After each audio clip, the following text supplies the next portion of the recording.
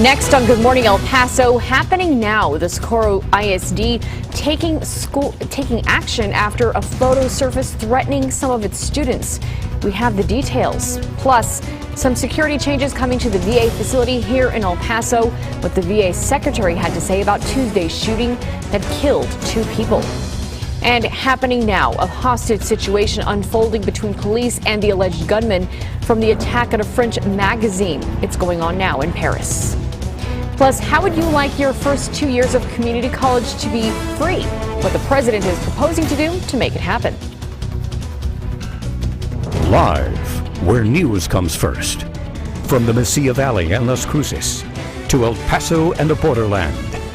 This is ABC7's Good Morning El Paso.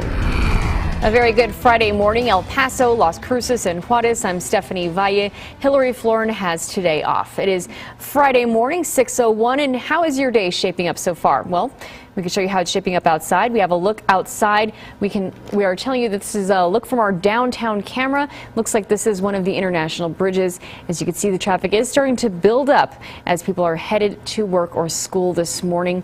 And now let's turn things over to Crystal Clive for our forecast. And Crystal, it's shaping up to be a cold one today.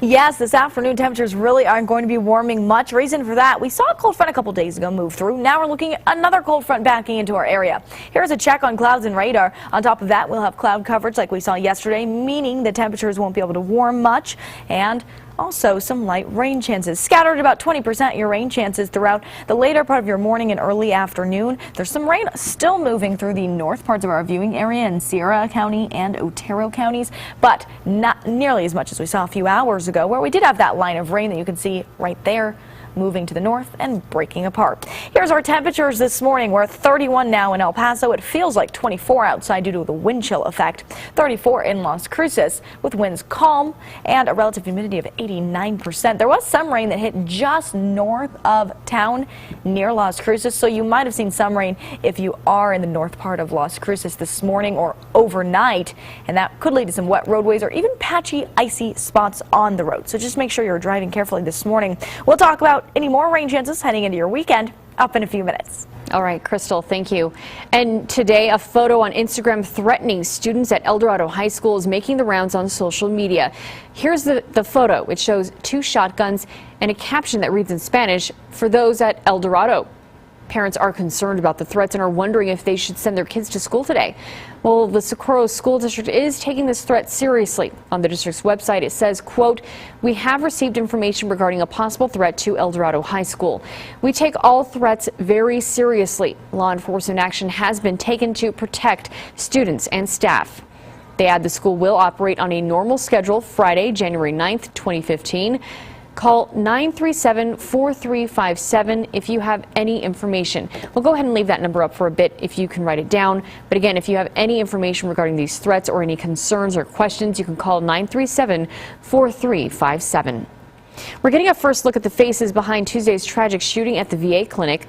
We have photos of Dr. Timothy Fjordback and Jerry Serrato. We brought them to you actually here on ABC7 yesterday. On Tuesday, Serrato shot and killed Fjordback at an El Paso VA clinic at William Beaumont. Serrato then turned the gun on himself. The Secretary of Veterans Affairs visited El Paso yesterday to pay condolences and offer support at the clinic. The VA is now reviewing its security nationwide. Robert McDonald says the VA frequently revamps security, but incidents like the one at William Beaumont Tuesday heightened that urgency. Fort Bliss has plans to amp up security at the gates. Now, every single person who walks through the clinic doors at the VA hospital needs to show an official ID, and military police will be conducting random searches. And here are the security changes that you'll see today. Both the Alabama and Fred Wilson gates will remain open. However, the Alabama gate is now limited access. Only DoD cardholders and VA staff will be able to get through that gate. The Fred Wilson gate remains an all-access gate. You can also expect to have your vehicle checked by security.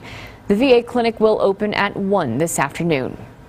And now to the latest hostage situation unfolding in France. SWAT teams are swarming a small town near Paris after the suspected gunman in Tuesday's shooting that killed 12 took a hostage. ABC's Susan Salney has the latest developing now. The French National Guard are swarming a town north of Paris at this hour, where the 2 suspects in this week's deadly newspaper attack are reportedly holding a hostage inside a business. French officials say a massive operation is underway to detain the suspects. This was the last time the world saw the gunmen, brothers with assault rifles who French police say are heavily armed and dangerous. These are orphans who are looking for a family and want to belong to something and feel like they need revenge. French authorities acknowledged today that both Kouachi brothers, Sharif and Saeed, aged 32 and 34, were known to counterterrorism officials. In fact, both of them are on the U.S. no-fly list, but apparently they were not considered worth tracking.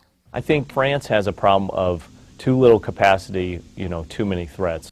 French officials have passed along intelligence to the U.S. that one of the gunmen visited Yemen in 2011 and received training from al-Qaeda in the Arabian Peninsula. The U.S. is trying to determine if the attack was ordered or inspired by AQAP. For now, hundreds of extra officers are patrolling schools, places of worship, and transit hubs around Paris amid fears the attackers may be planning more violence. Shaken but defiant, the French held a day of mourning. Freedom in France will never die. We promise this. Attorney General Eric Holder will be traveling to Paris this weekend to discuss the ongoing terror threat with French officials. Susan Solney, ABC News, Washington. Las Cruces police need your help identifying a couple who dropped off a man's body at a hospital.